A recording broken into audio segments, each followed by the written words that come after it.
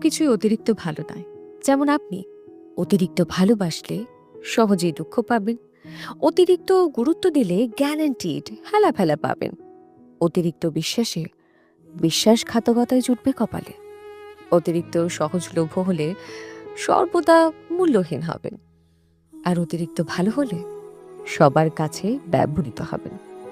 অতিরিক্ত সহজ সরল হলে এই গোলকে আপনি একটার পর একটা ধাঁধা পাবেন। অতিরিক্ত নরম হলে আপনাকে ঘাসের মতন মারিয়ে দেওয়া হবে। অতিরিক্ত মিশুকে হলে ব্যক্তিত্বহীন হবে।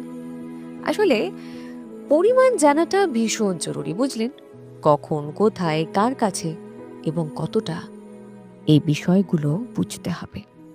৫ টাকার কাপে ৫ টাকার চাই ঢালতে হবে, সেটা শিখতে হবে। নয়তো টাকা এবং চায়ের অপচয় সেটা কাপ করছে না, সেটা করছেন